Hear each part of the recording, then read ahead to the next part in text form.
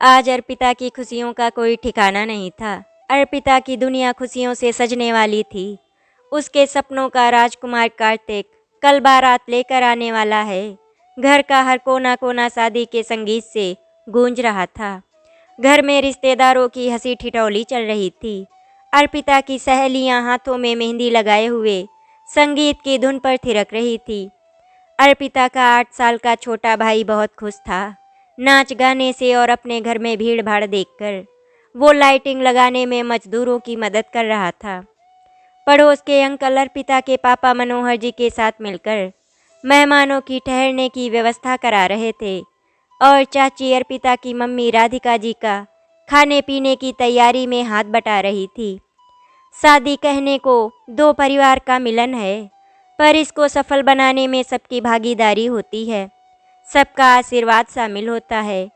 किसी के घर की बेटी की शादी में मदद करना एक बहुत ही पुण्य का काम है। अर्पिता मन ही मन में सोच रही थी, ये रात जल्दी बीते और अगली सुबह मुझे मेरे हमसफ़र से मिला दे। पर ये रात अर्पिता की जिंदगी में ऐसा तूफान लेकर आई, अर्पिता और माँ बाप के सपनों को तहस नहस कर दिया। रात के 12 बजे फ़ोन की घंटी बजती है। हेलो मनोहर जी, नमस्ते समधी जी, क्या बात हो गई? इतनी रात को आपने फ़ोन किया, सब कुशल मंगल तो है ना? हाँ हाँ मनोहर जी, सब कुशल मंगल है। बस आपको ये बताना था कि कार्तिक के ऑफिस से 50 लोग, जो कि उसके बहुत ही अच्छे मित्र हैं, वो भी बारात में आ रहे हैं। मुझे मालूम है मनोहर जी, हमने तय किया था कि सिर्फ परिवार वाले ही शादी में आएंगे, पर आप भी तो आजकल के लोगों को जानते ही हैं। क्या करें, हम भी दिखावा तो करना पड़ता है, और फिर इससे कार्तिक का रुतबा भी तो बढ़ेगा, मनोहर जी ने कहा। लेकिन समधी जी, अब ये सब कैसे हो पाएगा? आप भी तो समझने की कोशिश करिए। शादी कल ही तो है ना, अब कैसे इंतजाम होगा?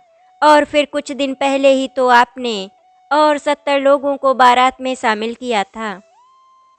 हमने इस तरह व्यवस्था की थी, फिर आप आखिरी वक्त पर बारातियों को बुला लेंगे तो हमारे लिए मुसीबत हो जाएगी।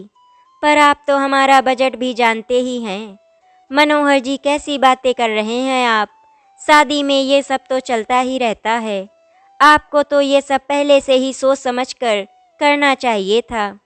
और वैसे भी हम आपसे कोई दहेज नहीं ले रहे, उसके पैसे भी तो बच ही रहे हैं आपके। फिर ये आपके दामाद की इज्जत का भी सवाल है। मैंने जैसा जैसा कहा है वैसा वैसा हो जाना चाहिए, बाकी आप देख लीजिएगा। अच्छा, मैं अब फ़ोन रखता हूँ। फ़ोन रखते ही मनोहर जी के चेहरे पर चिंता की लकीरें खिंच गई थी। राधिका जी ये सब देख रही थी। उन्होंने पूछा, क्या हुआ? आप इतना परेशान क्यों लग रहे हैं? मनोहर जी को समझ में नहीं आ रहा था कि वो राधिका जी को ये सब कैसे बताएं। इसीलिए मनोहर जी ने राधिका जी को कुछ नहीं बताया। अरे राधिका, तुम चिंता मत करो, सब ठीक है। शादी का घर है, नींद तो आएगी नहीं। मैं अभी कैटर्ड से मिलने जा रहा हूँ। अर्पिता के चाचा मोहन को भी साथ ले जाता हूँ।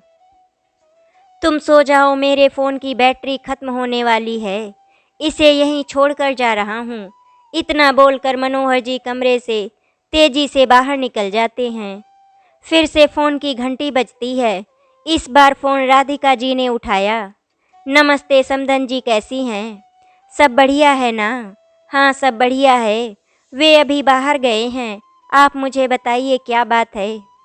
देखिए राधिका जी, बात तो बहुत छोटी सी है। मैं ये कह रही थी कि कार्तिक के पापा बोल रहे थे कि समधन जी को बोल दीजिए, वो उनकी झिझकने की आदत बहुत बुरी है ना। राधिका जी ने कहा, कोई बात नहीं समधन जी, आप ही मुझे बता दीजिए। राधिका जी, कार्तिक के चाचा एनआरआई हैं, वो भी शादी में आ रहे हैं। बहुत विनती के बाद वो लोग इंडिया आ रहे हैं। बहुत व्यस्त रहते हैं, पर कार्तिक ने बहुत ज़्यादा प्यार करते हैं, इसीलिए वो लोग कार्तिक को अपने बेटे जैसा मानते हैं। उनकी अपनी कोई औलाद नहीं है और शायद कार्तिक के नाम ही अपनी सारी जायदाद कर दें, इसीलिए हम उनका ख्याल रखते हैं। उनकी एक ही ख्वाहिश है उनके रुकने की व्यवस्था किसी 5 सितारा होटल में कर दी जाए, तो उनकी बात का मान तो रखना ही पड़ेगा हमें। ये तो बहुत छोटी सी बात है आप लोगों के लिए, राधिका जी ने कहा। ये क्या कह रही हैं समधन जी? सारे बारातियों के ठहरने का इंतजाम हमने घर में ही किया है। यकीन मानिए हमारे घर में 200 लोग तक आराम से रह सकते हैं। ये किसी होटल से कम नहीं है। कोई दिक्कत नहीं होगी यहाँ आपके मेहमानों को। आप हम पर भरोसा रखिए। देखिए राधिका जी, इतनी कंजूसी भी ठीक नहीं। सारे बारातियों को थोड़ी ठहरने को कह रही हूँ। सिर्फ उनके एनआरआई चाचा और चाची की बात कर रही हूँ। कौन सा दहेज मांग रही हूँ आपसे। आपको तो फरमाइश सुनते ही मान लेना चाहिए। लेकिन आपकी बातें सुनकर तो मुझे ऐसा लग रहा है जैसे मैं आपसे कुछ बहुत ही बड़ा मांग लिया हो। आप सब तैयारी करके रखिएगा, मैं और कुछ भी नहीं जानती। आखिर आपके दामाद के स्वाभिमान की बात है। उन्हें भी तो लगना चाहिए कि हम अपने बेटे की शादी किसी कंगाल परिवार में नहीं कर रहे। इतना बोलते ही उन्होंने फ़ोन रख दिया। राधिका जी बहुत परेशान हो जाती हैं। उन्हें कुछ भी समझ में नहीं आता है कि वो क्या करें। वो उठकर इधर उधर घूमने में लग जाती हैं। तभी राधिका जी को पड़ोस वाली आंटी याद आती हैं। राधिका जी फौरन पड़ोस की आंटी को फ़ोन कर सब बात बताती हैं और कुछ व्यवस्था करने के लिए उनसे गुजारिश करती हैं। इधर अर्पिता को भी कार्तिक का फ़ोन आता है। अर्पिता, क्या कर रही थी?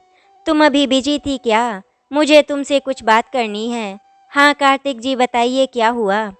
अर्पिता, आज मेरी बैचलर पार्टी है तुम्हारे घर के पास वाले रेस्टोरेंट में। मेरे कुछ सीनियर और बॉस आज ही तुमसे मिलना चाहते हैं। फ़ोटो देखकर मान ही रही रहे कि तुम इतनी खूबसूरत हो। मेरी शर्त लगी है कि तुम वास्तव में इससे भी ज़्यादा खूबसूरत हो। तुम अभी इसी समय पार्टी में आ जाओ, स्कर्ट पहन कर आना। कैसी बातें कर रहे हैं कार्तिक जी? कल हमारी शादी है और आज मैं कैसे आ सकती हूँ? अरे अर्पिता, मेरे सीनियर मुझसे खुश हो गए तो मेरा प्रमोशन पक्का है। तुमको सिर्फ आना ही तो है, उनसे मिलना है बस, और फिर मैं तुम्हारा होने वाला पति हूँ। तुम्हें मेरी खुशी और तरक्की के बारे में सोचना चाहिए, ना कि फालतू रस्में और रिश्तेदारों में किसी के बारे में सोचना चाहिए। मैं कुछ नहीं सुनना चाहता, बस बात खत्म। तुम आधे घंटे में आ जाओ, वरना ये शादी भूल जाओ। मैं तुम्हारा इंतज़ार कर रहा हूँ, जल्दी आना। कार्तिक ने फ़ोन रख दिया था और अर्पिता फूट फूट कर रोने लगती है। इसी कमरे में सोई हुई अर्पिता की सहेलियों की नींद उसके रोने की आवाज़ से टूट जाती है। अर्पिता, क्या हुआ? क्यों रो रही हो? हमारा दिल डर के मारे बैठा जा रहा है। क्या बात हुई? कुछ तो बोलो अर्पिता। सब ठीक है ना अर्पिता? अर्पिता ने रोते रोते अपनी सहेली रिया को बताया। कार्तिक ने फ़ोन करके मुझे अभी इसी समय बैचलर पार्टी में बुलाया है। कुछ दोस्तों और अपने सीनियर से वो मुझे मिलवाना चाहता है। बोल रहा था तरक्की का सवाल है। अगर मैंने ऐसा नहीं किया तो शादी तोड़ने की धमकी दे रहा था वो।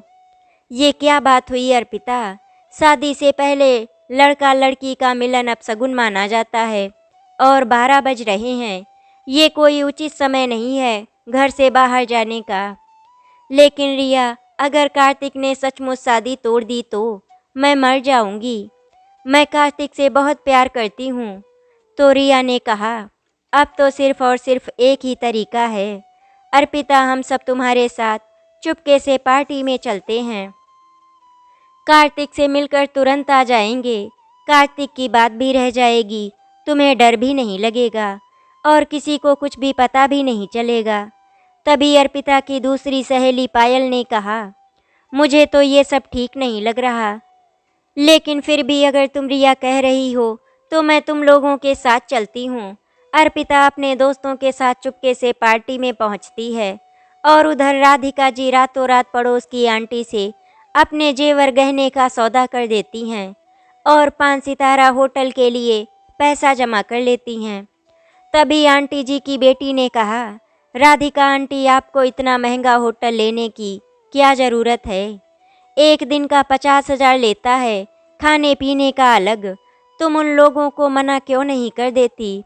नहीं बेटा, तुम नहीं जानती, मैं उन्हें मना नहीं कर सकती। 2 दिन की ही तो बात है, कल शादी हो जाएगी, उसके अगले दिन विदाई, फिर शादी में इतना तो चलता ही है। वैसे भी उन्होंने कोई दहेज नहीं लिया, इसीलिए मुझे ये सब तो करना ही पड़ेगा। आंटी, ये भी तो एक तरह से दहेज है। शादी से ठीक 1 दिन पहले शर्त रखना, बेफिजूल खर्चा करवाना, दबाव बनाना, ये तो बहुत गलत बात है आंटी। बेटा तुम चिंता मत करो, जब तक हिम्मत है, जान है, बिटिया के लिए सब कुछ करूँगी। दूसरी तरफ अर्पिता को रेस्टोरेंट के पास देखकर कार्तिक बहुत खुश हो जाता है। थैंक यू अर्पिता, यहाँ आने के लिए। तुम नहीं जानती, तुमने मेरे प्रमोशन पक्का कर दिया है। मैं जानता था तुम मेरा कहना नहीं टालोगी, पर तुम अपनी दोस्तों को साथ में क्यों लाई हो? ये वीआईपी पार्टी है, यहाँ इस पार्टी में तुम्हारे इन देहातियों के लिए कोई जगह नहीं है। इन्हें तुम यहीं रुकने के लिए कह दो। कार्तिक अर्पिता के दोस्तों का अपमान करता है और उन्हें अंदर आने से मना कर देता है। रेस्टोरेंट के अंदर सिगरेट, शराब और कुछ अभद्र कपड़ों में लड़कियां थीं। अर्पिता का मन ये सब देखकर घबराने लगता है। कार्तिक अर्पिता को ड्रिंक वाली टेबल पर लेकर जाता है, जहां उसके कुछ दोस्त नशे में धुत थे। कार्तिक ने अर्पिता को अपने बॉस से मिलाया। सर, ये रही मेरी होने वाली पत्नी अर्पिता। अब बोलिए, किसी हीरोइन की तरह दिखती है ना? कार्तिक के सारे दोस्त शराब के नशे में चूर थे। वो लोग घूर घूर कर अर्पिता को गंदी नज़रों से देख रहे थे और अर्पिता उन कपड़ों में एक मासूम सी खिली हुई कली की तरह लग रही थी, जैसे अभी अभी यौवन में कदम रखा है। गोरा रंग, सुडौल, पतला लंबा कद, लंबे खुले हुए बाल, कजरारी आंखें, छोटे पिंक लिपस्टिक से रंगे होंठ। सब लोगों की नज़रें अर्पिता का नज़रों से ही रेप करने लगी थी। अर्पिता को लगा वो किसी बाजार में बिकने के लिए खड़ी है। उसको ऐसा लग रहा था जैसे उसने कोई कपड़े पहने ही ना हो। वो लोग इस तरह से उसे घूर रहे थे। उसे लगा वो एक छोटी बकरी की तरह है जो कसाईयों के चंगुल में फंस गई है। सबके चेहरे शैतान की तरह दिख रहे थे। वो नज़र झुकाए वहीं खड़ी रही। तभी कार्तिक के बॉस विवेक ने कहा, सचमुच कार्तिक, तुम्हारी होने वाली पत्नी तो बिल्कुल अप्सरा की तरह है। इसे देखकर तो इसको चूमने का मन करता है। और सब वहाँ पर जोर जोर से हंसने लगते हैं। अरे भाई, हंस क्यों रहे हो? मैं कोई गलत बात तो नहीं कह रहा, मैं तो एकदम सही बात कह रहा हूँ। विवेक ने फिर कहा, हंसने की बात नहीं है, मैं सच में इसको किस करना चाहता हूँ और इस एक किस के बदले मैं अपनी 50 लाख की मर्सिडीज दे दूँगा जो अभी बाहर खड़ी है। और ये रही उसकी चाबी। इसका लुक और फीचर्स तुम्हें बहुत पसंद है ना कार्तिक? और फिर इसे खरीदने में तुम्हारी सारी उम्र निकल जाएगी। बस एक किस और तुम अभी पा सकते हो ये गाड़ी। कार्तिक, ये बहुत सस्ते का सौदा है। आजकल तो किस करना आम बात है, ये तुम बहुत अच्छी तरह जानते हो। ऑफिस में मिस कावेरी को तो मैं रोज गालों पर मॉर्निंग किस देता हूँ।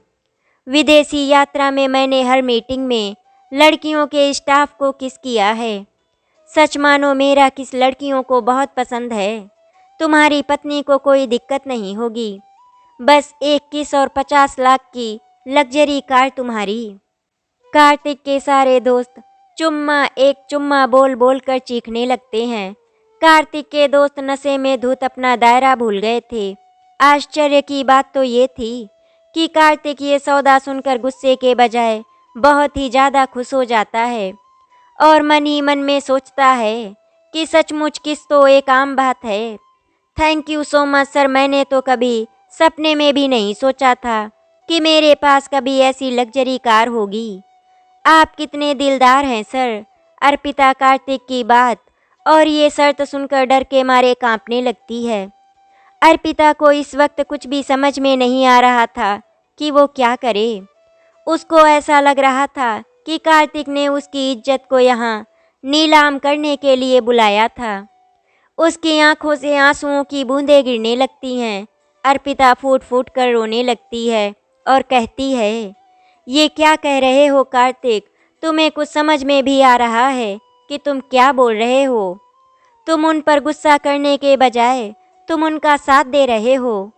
कार्तिक, क्या तुम मुझसे प्यार नहीं करते? कार्तिक, तुम्हें जरा सी भी शर्म नहीं आ रही है? अपनी पत्नी को बाजार में खड़ा कर उसका सौदा कर रहे हो। किस तरह के मर्द हो तुम? अर्पिता की बातें सुनकर कार्तिक को बहुत ही ज़्यादा गुस्सा आ जाता है। अर्पिता, तुम कुछ ज़्यादा ही ड्रामा क्वीन बन रही हो। सिर्फ एक किस की ही तो बात है और कुछ तो करने को नहीं कह रहे हैं। और हाँ, वैसे भी तुम लोग शादी में कुछ भी दे नहीं रहे हो, तो बस उसकी ही भरपाई है समझ लो। बस 21 और 50 लाख की कार हमारी। सोचो, बारात में ये कार लेकर आऊँगा तो तुम्हारी ही शान बढ़ेगी। देखो अर्पिता, अब ज़्यादा नाटक मत करो। सर का इरादा बदल जाए उससे पहले ही उनको एक किस दे दो। और हाँ, तुम तो आजकल की लड़की हो और आजकल ये सब तो आम बात है। कॉलेज में लड़कियां यूं ही किस दे देती हैं। शर्म मत करो और कूल होकर रहो। फिर सब पार्टी में चुम्मा चुम्मा चिल्लाने लगते हैं। अगले दिन अर्पिता के घर पर बहुत चहल पहल थी। सब लोग खाने पीने साथ सजावट में लगे हुए थे। मेहमानों का आना जाना बना हुआ था। कहीं दावत चल रही थी तो कहीं नाच गाना। सब लोग शाम के बारातियों का इंतजार कर रहे थे, पर अर्पिता के चेहरे पर बहुत ही ज़्यादा उदासीनता छाई हुई थी। उसकी सहेलियां भी चुप चुप सी थी। राधिका जी ये सब देख रही थी, लेकिन उनकी समझ में नहीं आ रहा था कि ऐसा क्या हुआ है। तभी राधिका जी ने अर्पिता से पूछा, मेरी बिटिया रानी इतनी चुपचाप क्यों है? शादी के बाद तो सब लड़कियों को घर छोड़कर जाना ही पड़ता है। ये दुनिया की रीत है। देखना, पति का प्यार पाते ही तू एक दिन हम सबको भूल जाएगी। ससुराल वाले हमसे भी ज़्यादा ख्याल रखेंगे तेरा। रानी जैसी राज करेगी अपने ससुराल में। ये सब सुनते ही अर्पिता रोने लगती है। राधिका जी बोलती हैं, अब चुप हो जाओ बिटिया रानी। तुम्हें रोता हुआ देखकर तुम्हारे पापा भी रोने लगेंगे। सुबह से तुम्हारे जाने का सोचकर बहुत ही ज़्यादा दुखी हैं। तभी रिया ने कहा, आप जाइए आंटी, हम इसे संभाल लेंगे और तैयार भी तो करना है। अच्छा ठीक है रिया, मैं जाती हूँ, लेकिन इसे ज़्यादा रोने नहीं देना और तुम लोग भी थोड़ा गाना गाओ, नाचो। फिर अर्पिता चली जाएगी तो तरसती रहोगी उससे मिलने के लिए। राधिका जी भी रोते हुए कमरे से बाहर चली जाती हैं। रिया ने अर्पिता से पूछा, अर्पिता आखिरकार कल रात पार्टी में हुआ क्या था? तुम कुछ बता क्यों नहीं रही हो? जब से आई हो बस रोती ही जा रही हो, कुछ बोलोगी भी? अर्पिता ने रोते हुए रिया से कहा, रिया आज यहाँ कोई बारात नहीं आने वाली है। शादी खत्म हो गई, पर ये बात मैं माँ बाबूजी को कैसे बताऊँ? अर्पिता रोना बंद करो, पहले सबको साफ साफ बताओ क्या हुआ था कल रात। अर्पिता पार्टी की सारी घटना रिया को बताती है। क्या कार्तिक के बॉस ने तुम्हें किस किया? उसकी सारी सहेलियां अर्पिता की तरफ घूरते हुए बोली। अर्पिता ने रोते रोते आगे कहा, जैसे ही उसके बॉस विवेक ने मेरे नज़दीक आने की कोशिश की, न जाने मुझ में माँ दुर्गा की तरह शक्ति कहाँ से आ गई। मैंने खींचकर एक तमाचा जड़ दिया उसके गाल पर। वो धड़ाम से ज़मीन पर गिर गए। फिर मैंने उन पर थूका और अपने सैंडल से खूब मारा। गंदी गंदी गालियाँ भी दी और कहा, तेरे घर में माँ बहन नहीं है क्या? बेटी जैसी हूँ मैं तुम्हारे लिए, फिर भी बुरी नज़र रखता है मुझ पर। नर्क में जाएगा, कीड़े पड़ेंगे, कभी खुश नहीं रहेगा। रिया ने अर्पिता से फिर पूछा, इस बात पर किसी ने कुछ नहीं किया? रिया, वहाँ तो सबके सब शराब के नशे में धुत थे। किसी ने ऐसा सोचा ही नहीं था कि मैं कुछ ऐसा भी करूँगी। सब आश्चर्य से ये सब देख रहे थे कि ये क्या हो गया। अचानक मेरा काली का रूप देखकर सब डर गए, सब दूर भाग गए थे। कार्तिक तो मेरा ये रूप देखकर कांपने लगा था। मैं उसके बॉस को पीटती गई, न जाने कहाँ से मेरे अंदर इतनी ताकत आ गई थी। ऐसा लग रहा था जैसे साक्षात माँ दुर्गा मेरे अंदर आ गई थी। उसकी सारी सहेलियां हैरान रह गई थी उसकी बातें सुनकर, और फिर सभी जोर जोर से तालियां बजाने लगी, चिल्लाने लगी, कमाल कर दिया तूने अर्पिता, कमाल कर दिया। मुझे तो कल ही रात में उस कार्तिक को पीटने का मन कर रहा था। वो हमें देहाती कह रहा था और खुद इतना गिरा हुआ है। अर्पिता तुम तो हमारी रोल मॉडल हो। पायल बोली, अर्पिता तुमने बहुत ही अच्छा सबक सिखाया, पर तुम रो क्यों रही हो? ये तो शाबाशी का काम है। मेरे सामने अगर कार्तिक और उसके दोस्त आ जाएं तो चप्पल से मारूं उनको। अर्पिता ने रोते हुए बताया, शादी तो टूट गई है। अब मैं माँ पापा को कैसे बताऊं कि किन हालात में मैंने कल रात गुजारी है और मुझे ये कदम क्यों उठाना पड़ा।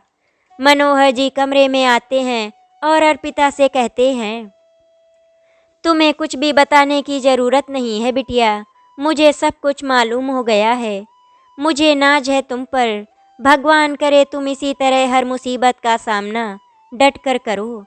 तभी अर्पिता का भाई आता है और वो बताता है, अर्पिता दीदी तुम्हारा वीडियो वायरल हो रहा है। 1 लाख से ज़्यादा लाइक और कमेंट हैं। हर जगह आपकी तारीफ हो रही है। अर्पिता और उसकी सहेलियां वीडियो को देखती हैं। कल रात की पार्टी का वीडियो था। रेस्टोरेंट के किसी वेटर ने रिकॉर्ड कर लिया था। मनोहर जी ने अर्पिता को बताया, कार्तिक, विवेक और उसके दोस्तों को पुलिस ने तुम्हारे साथ बदतमीजी करने के लिए गिरफ्तार कर लिया है। उन लालची और नीच लोगों को अच्छा सबक सिखाया तुमने। ये लोग इसी काबिल थे। आज मुझे तुम्हारी माँ और पड़ोसियों को तुम पर गर्व है। सभी तालियां बजाने लगते हैं। राधिका और मनोहर जी अर्पिता को गले से लगा लेते हैं और उधर अर्पिता का भाई तेजी से कहता है, अर्पिता दीदी मुझे आप पर गर्व है। आशा करती हूँ आपको हमारी कहानी अच्छी लगी होगी। अगर आपको हमारी कहानी अच्छी लगी तो वीडियो को लाइक एंड शेयर करें, चैनल को सब्सक्राइब करें। वीडियो देखने के लिए आपका धन्यवाद।